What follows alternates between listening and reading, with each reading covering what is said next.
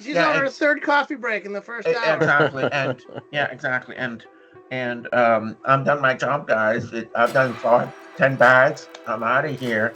And oh, Right. it's too hot. I'm Also, out I of look here. amazing. Yeah, exactly. And oh, it's too cold to work outside. Calling a day off. And so now you get these people, and you're trying to run a national airline, with this type, then it becomes very hard to maintain your workforce because you're not offering a real job. You're just degraded the employment, and you're not getting that caliber of dedication. Right. You're, you know, you're not getting breadwinners because it's not a breadwinner job anymore. It's a part-time job that people do 2 things. In 5, 4, 3, 2, 1. Hello and welcome to the History of Aviation podcast. I'm Derrick Bill. I hope everybody is having a absolutely wonderful day, whatever day you're listening to this and whatever format you're listening to. Because today, on episode 78, we are going to talk about runway surfaces. That is right, runway surfaces. And as always, first off, I'm joined by Mr. Julien Martinson. How are you, Julien? Hey, I'm doing well. Thank you so much for having me on your podcast today. It's a pleasure to be here. Absolutely. And our producer, Shae Jones, our producer slash co-host here, always going along with us. We've got another podcast, Shae, that we talk about history on. We sure do. And I just want to point out this is week 3 of not being muted. So, yeah, it's Hey, amazing. what a champ, right? So, yeah, I mean, so we have a show. If people do not know, me and you are cousins, We and are, yes, we have a for most of podcast our called lives. most of it. Yeah. So we have a we have a podcast called Two Cousins, One Podcast, where we talk about not just aviation history, but we talk about a lot of general aviation history. So we just had a recent one, so there will be a link for that podcast in the description below, and people can go check out some general history stuff there. And we just recorded an interesting one Sure enough, did. Yeah, we about didn't about really grave robbing. conclude all of it as well. It's still, we kind of gets left up in the air, so to speak, towards the end of it. It's definitely, I don't think I've ever talked about anything like that before. So I can't wait to hear some of the comments about that. So, It's going to be a good one. And as we talk about how uh, runways have evolved, Julian, over the years. I mean, we know around here in East Tennessee, we just recently talked about the splash in that I went to, where the state of Tennessee just started seeing a lot of seaplanes with that. Of course, around here, there's a lot of people that have runways in their backyard, which is grass. But let's start initially with asphalt, Julian, which is what we, you know, pretty well know of today.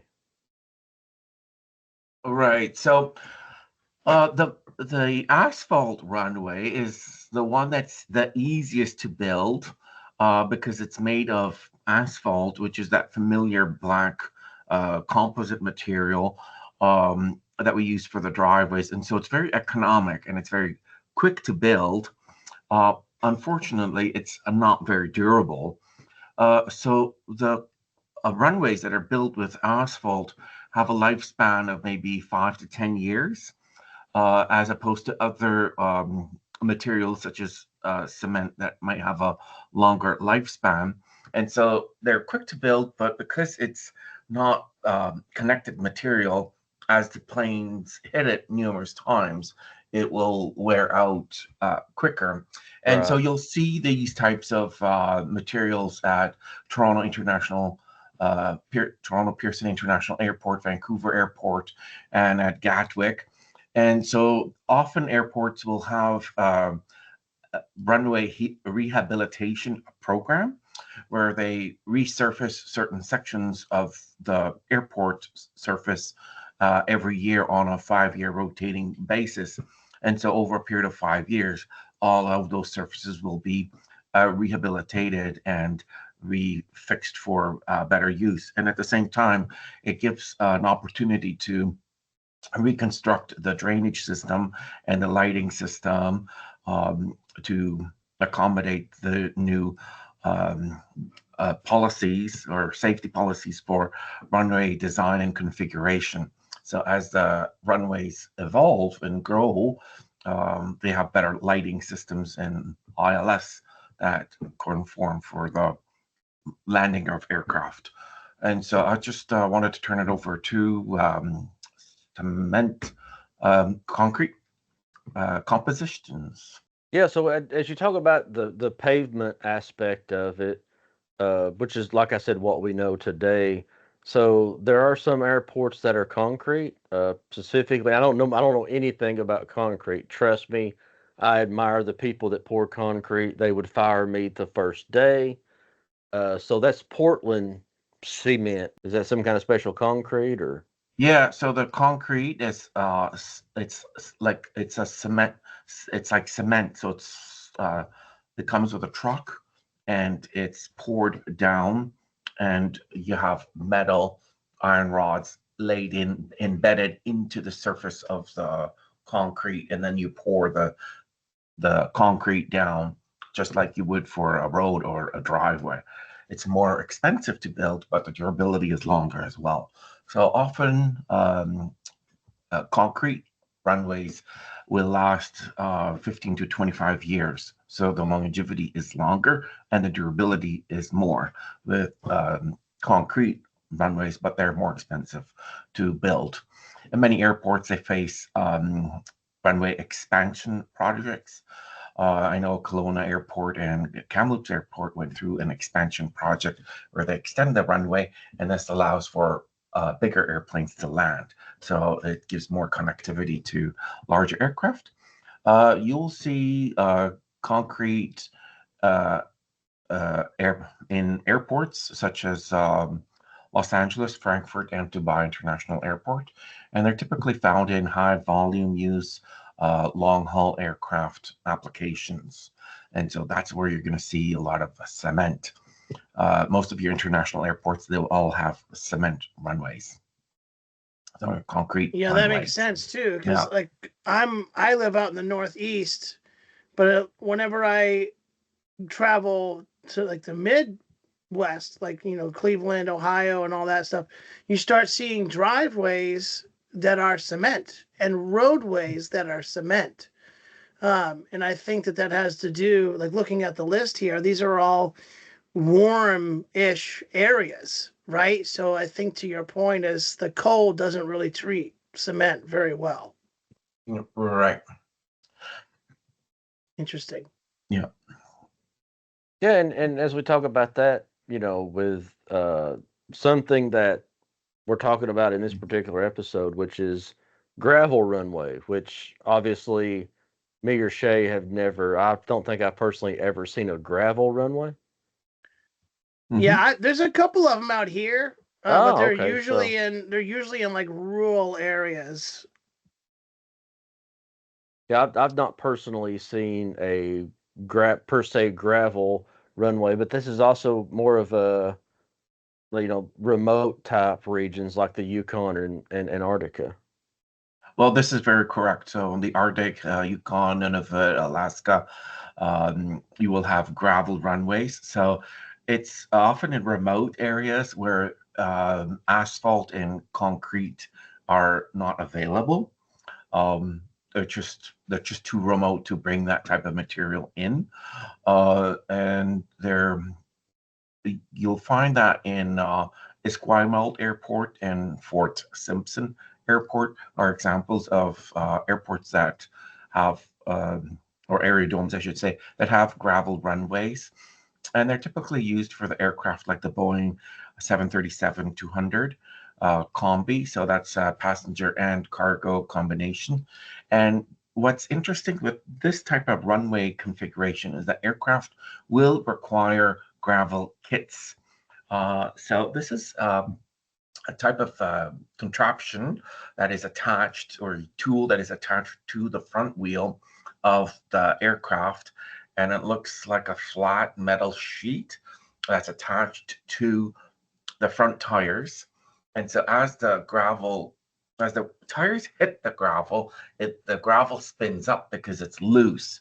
And so the danger is that the the gravel can damage the aircraft, or more importantly, damage the engines.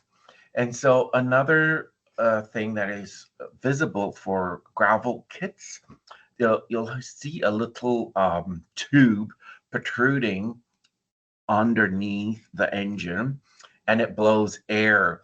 And so as the aircraft lands, air is blown out from out of these tubes, and it pushes the gravel downward, preventing from the gravel to be sucked into the engines.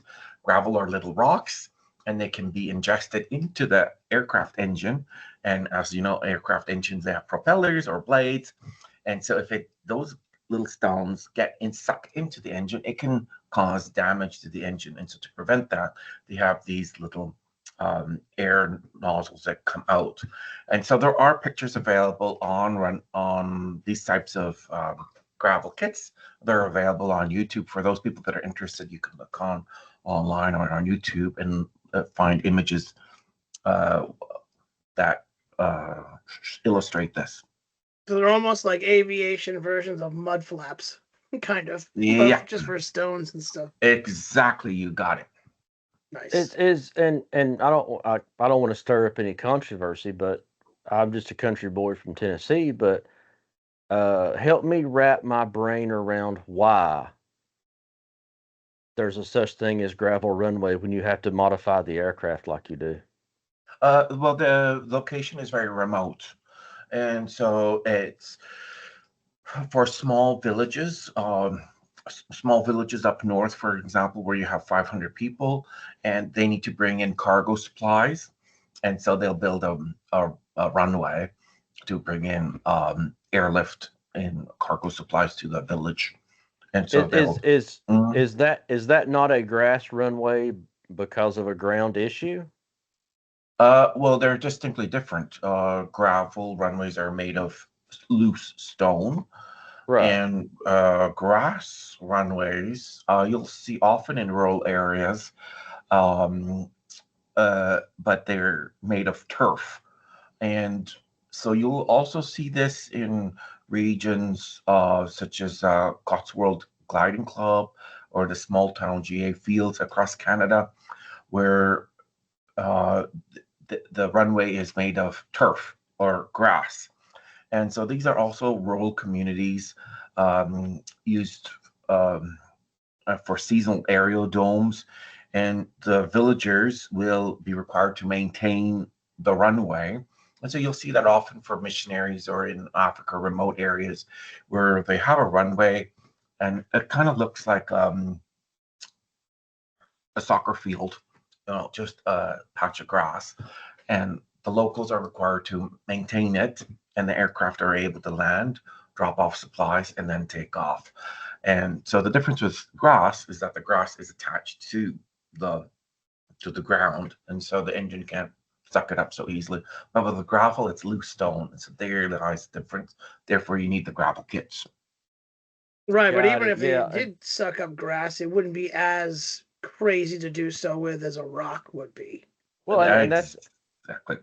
And that's why I was asking that question, because and of course, like I said, I'm from Tennessee, so I've never seen a gravel runway in my entire life, and I was trying to kind of get to kind of maybe a listener that's never seen that either. I appreciate that clarity, because for a while I'm thinking, what's the point? So now we know the point. So there we go. So moving on to ice runways, which obviously I've never seen one of those. You, Julien, most likely have. Well, I haven't seen an ice runway myself. If you're like, I've seen it on YouTube or on the computer, but not in real life. But I've seen it on YouTube. You can look these things up, and the aircraft will land on the ice. So these are regular aircraft with wheels, and they just land on the ice. There's also so they'll land on runways, and they're just sheets of ice, and they're very in Antarctica. So some examples of aerodomes that would use this are the Phoenix Airfield and the McMurdo Station in Antarctica. and they're cleared sheer sheets of ice that are regularly monitored, obviously for thickness, because the weight of the aircraft has to land, and there's a lot of impact on that surface when the tires hit. So they have to make sure that the aircraft is that the ice is thick enough to be able to support the weight and the impact of that aircraft. Now, I've never seen any like ice runways that were cold enough year round for that's where that is and that's where it exists and all that. But every Right. year up here, there's plenty of lakes and things of that nature where the locals will that have seaplanes, they'll get together with the town and they'll all come together for the year. They'll all maintain what would be the like a makeshift ice runway for that little community around the lake. And if you have a plane that's modified to do so with skis or whatever, you can take off on that runway, and it will function very much like you would see one of those little private runways where there's not really like a tower, so to speak, where like Mm, an official tower, but it's just they kind of like, hey, I'm coming in. Anybody there? No? no. Okay, right on. You just go, Mm, and it's very loosey goosey. But I have seen those. It's over up in Greenville, Maine, which is very close to the center of Maine. It's a lake called Moosehead Lake, and they have others around, but that's the one that I've seen that where they've put like a makeshift runway for folks. yep. And it's usually Yeah, run by the people that live on the lake. You know what I mean? Well, this is correct. So that's for runways, and you'll see them often up in the polar areas, and yeah, and so they sometimes use it for military operations, that type of stuff, and for medical supplies, humanitarian aid, that type of thing. And don't forget aviation tourism. Sometimes tourists fly to very remote areas, and they go there to visit, and also scientific search and uh, research. So Yeah. sometimes scientists go to polar regions to do geological and thermal research for Earth and solar things, and they'll Yeah. go to these areas, and the There's a airplanes will lot of land. places like that up in Canada, like Uh, up in like for sure, Labrador and all that. Like just like a for lot of sure. places you can't Yeah, get to outside of a seaplane. that's exactly it. So you got it. So in those locations, you will find ice runways. yeah, Very cool. and with ice, there's also snow, Julian. So there's snow runways. Yes, this is correct. So it must be compacted snow, however. So it has to be compacted, not fluffy snow. And you'll often see this with airplanes that are equipped with ski equipment for aircraft operations. So the aircraft have skis and they'll land on the snow. Um, I was watching an episode on the YouTube, and it was about these scientists. They would try to locate the magnetic north pole, the magnetic north of the Earth. And over the years, it moves, believe it or not. And so every year they would fly up north, and with the compass, when the compass starts spinning like this, then you know you're at the magnetic north, and it would move from year to year. And so it would pinpoint where the north was. And they did their investigations with the aircraft equipped with skis, and uh, when this would happen, when the compass would spin around, they would land the airplane on the snow with snow skis, and then they would plant a flag and mark the ground. And over the years, they would see it move. And so this is very That's interesting. interesting.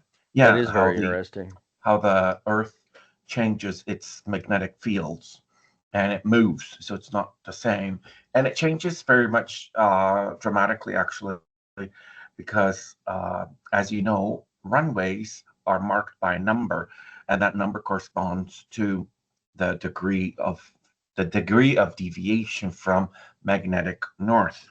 And so if the magnetic north moves, then some runways that are 5 degrees from magnetic north, and now the north has moved to 6 degrees, then it changes the angle of approach. And so therefore the runway has to get a new paint job with a new No number.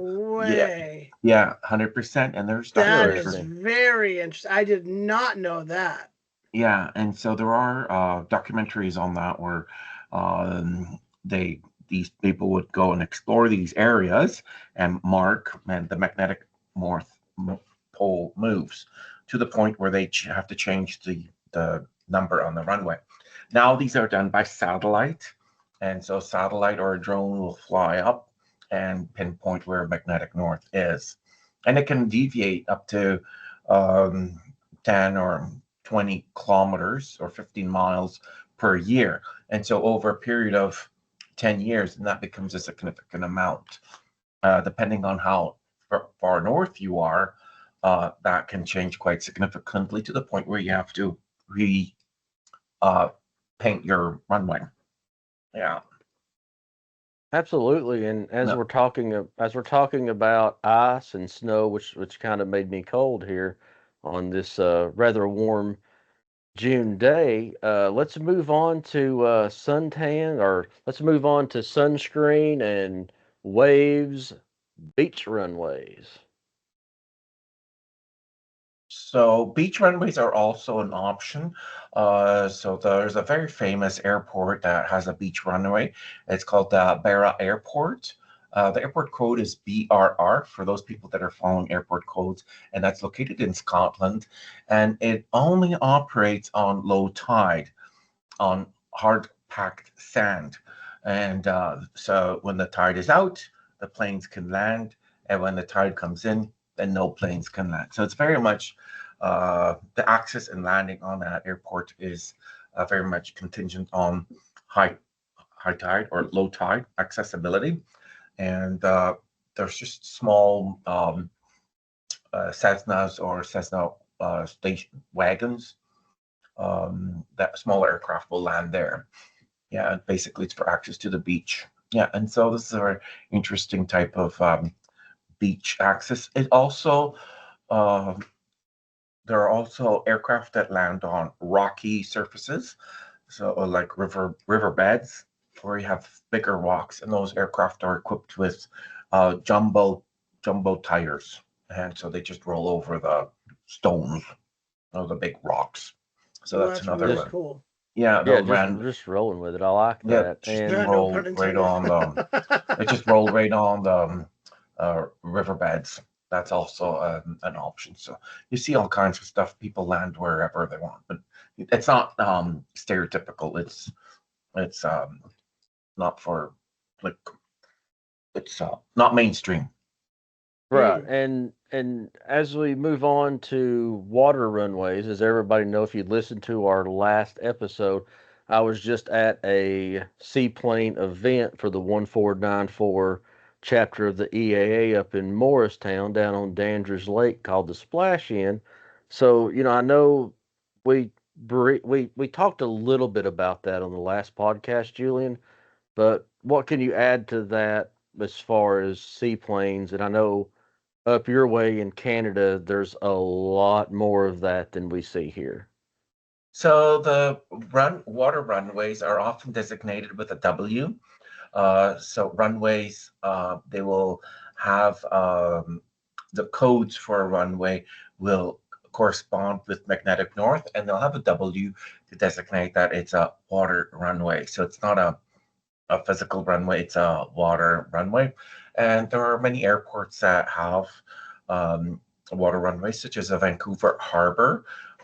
They have a water runway, the Maldives Islands on seaplane bases, and up in the Charlottes, around the Hudson's Bay area, and around the East Coast, there's lots of access to seaplane activity, and so you'll see sea, water runway seaplane access uh, planes there, and the planes that land have these big floats on them, and so that's an easy way to be able to identify a seaplane.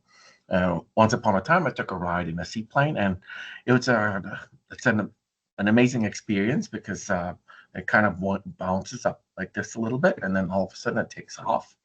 And it has a steeper climb and a steeper descent. So it's a lot of fun to fly.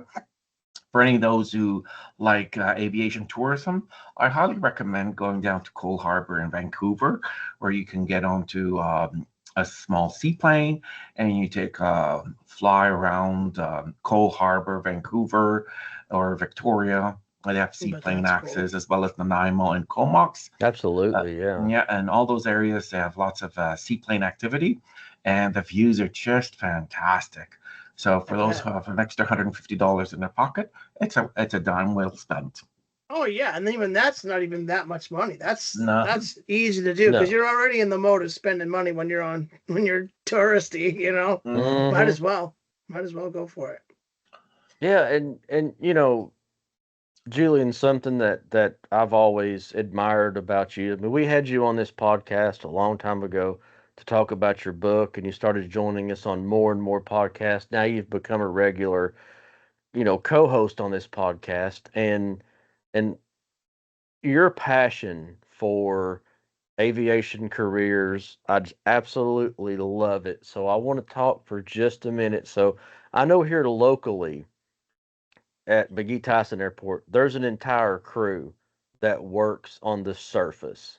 They work on the concrete. That's their everyday Monday through Friday job. So let's talk a little bit about uh, a career path to where you're going to be that guy that's out there, maybe even designing and working on runway as a career. so the runway design and configuration is a very broad field. So just this, it's not simply restricted to just the composite material of the surface. It also includes radio, um, uh, lighting designs, navigational aids for runway approaches. For those people who have a very keen interest in runway design and you may want to study a degree such as a civil engineering with a focus on transportation and infrastructure development, and specifically for aerospace and runway design. And those courses could include pavement materials and design, geotechnical engineering, airport planning and design, environmental engineering, and some various certifications that might be required is the P engineering in Canada or PE in the United States. And you could follow training programs through ICAO and the FFA, training models in airfield design. In Yeah, so there's lots of information and courses available in aerospace design and configuration. And now with the new launch of the introduction of the Airbus 331 long range, this will open up a lot more opportunities for medium-sized airports across Canada and the United States for global connectivity. So you'll see an increase in demand in airport design and infrastructure development, as well as with the introduction of electric aircraft. So they will need their own surfaces as well as helicopter pads. They also need their own landing surfaces as well. So there's lots of opportunities for career growth in these Absolutely, areas. yeah. Yeah, I mean, there's so much you can do in aviation, which makes it an absolutely beautiful things. And folks can get a hold of you, and you can guide through you can guide through any aviation career. You can help Well, anybody out with any part of it. this is absolutely correct. From A to Z, I've got you covered. Absolutely. And we'll You're talk like a about tent where company. You got them covered. that's right. So we'll talk about how folks can contact you here in just a second. But speaking of runways and speaking of fun, I have a vacation planned here real soon to go back to St. Martin. Uh, as everybody knows, Airport SXM uh, in St. Martin, where you can be the dodo that stands out there and get blue across the beach as planes take off. Which Oh yeah. I'm sure many You people might have not know seen the name, but videos, you know that right there. As soon and as you I said that, have I knew been exactly there. what you meant. It's been 10 years since I've been there, and I spent the entire day standing on the beach holding onto a fence so I could be blown around by jets taking off. But something that and I'm going back and I'm really excited about it. But something that we don't think about, Julian, is, that's not the easiest airport to land at. This is correct. So that airport is positioned in a very peculiar space. So that runway is there's not a lot of space there, and so they have to build that runway right on the edge of the beach, and the airplane comes in just over the water and goes over like 20 feet of beach, and then I think there's a little road, and then there's There's a a road, runway. yes. Yeah, there's a road, and then it hits the runway, and so it's a very low approach, and I believe that runway is also short, and so aircraft need to have a lot of thrust, and so the big 747s, they gear up a lot of thrust, and this causes that thrust of wind that tourists just love. And Yes, we do. I'm telling you, Derrick, if you ever make it down to St. Martin, make sure your girlfriend is there with you too, because I want to see a video of that Well, hanging onto that beach. Oh So yeah. I Oh, want to I see do I've that. too. been once. I was about 10 years ago I went, and Uh-huh. of course we're back to Gulf Shores this year, but I think Mhm. next year we're trying to. St. Martin is a little harder for us to plan. Of course, Gulf Shores, Alabama, where we normally vacation, is only about 6 hours away. Yep. Uh, St. Martin's a different story when you're talking about a lot of family members and that thing. But yeah, back 10 years ago when I was there, really the idea of videoing that and all that wasn't kind of in place there. But yeah, it was a lot of fun, and I've seen some. I've literally, when I was there 10 years ago, I seen people getting thrown out into the ocean, Hmm. just boom, boom, boom, and and there's videos all over YouTube if you look up St. Martin, and there's been some. I'm pretty sure there's been some aircraft that come in there really close, from what Oh I've seen yeah. on YouTube. Where's little Hmm. Susie? She's like, yeah. She's Yeah, like coming down with a little umbrella from the beach. yeah, and there is a little road there, and it's a very narrow road. Hmm. It's a 2 lane road, and it's Yeah. very narrow. But yeah, it was so interesting to sit here and learn about all the different runway surfaces. And Julian, if folks want to get a hold of you to get some career coaching in aviation, how can they do that? Well, my first touch point is my website, www.julienmartinson.com. And I'm also on Instagram, TikTok, Facebook, and LinkedIn. And now I'm offering career coaching for hours for $500 Canadian. And for those people who are interested in any aviation career coaching services, don't hesitate to reach out to me directly. Absolutely. And Shae, History of Aviation podcast. Gosh, we got a store opening soon with all kinds of merchandise. Yeah, yeah, I'm still working on it right now, but we're working on getting a Redbubble store open up, or seeing how simple or easy it would be to use the folks that let us host the site on their platform. Um, we don't have a spot right now to house all the crazy stuff, but we are working on doing that now. This way we can get some really cool products out there, and get some things into people's hands. I mean, there's a Mhm. lot of different opportunities there for sure. I can't Yeah, wait what for I it. mean, t-shirts, keychains, backpacks, phone cases. It's absolutely Yeah, ridiculous. I even saw there was one in there for a shower curtain and a bath mat, mouse You know pads. that's going in my bathroom, right? Oh, 100%. Me too. My wife is going to go to the bathroom one night in the middle of the night, so she's going to see that and be like, "Oh, Well, great." as you can see behind me, the History of Aviation podcast hangs Yeah. all over my house. Mm. Yeah, exactly. And I'm proud of it too. I am very proud of it. We've come a long way with this podcast, and we've worked very hard to do it and to get to the point where we are. And we are also on Facebook, Twitter. Mm. We You are. can see our short clips on TikTok. You can see our short clips on YouTube.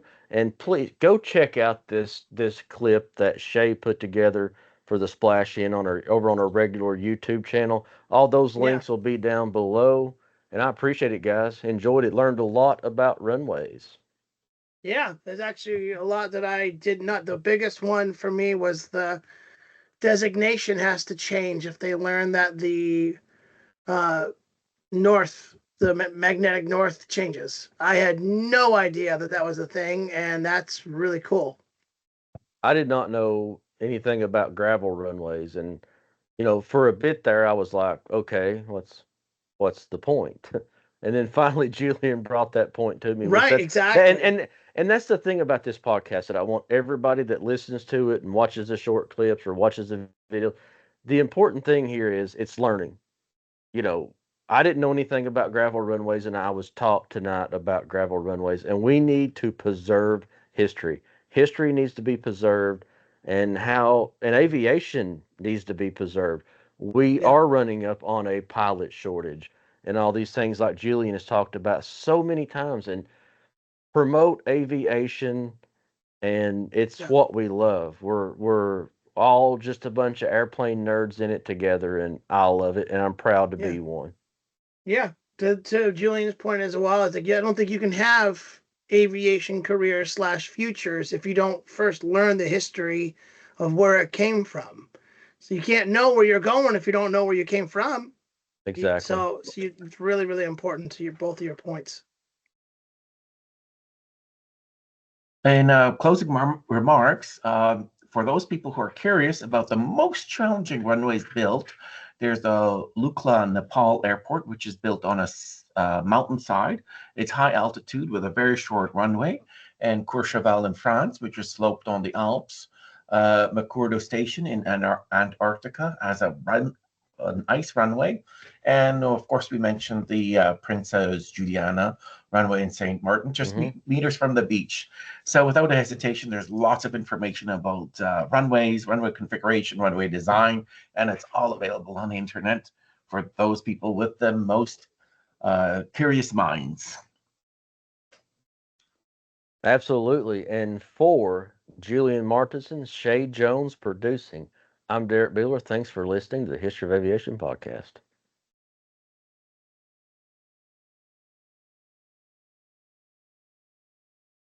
Do I need to stop recording, or do you do that? I can do that. Okay, yeah, There do we that go. so I don't hit the help self-destruct button by accident. Well, that was And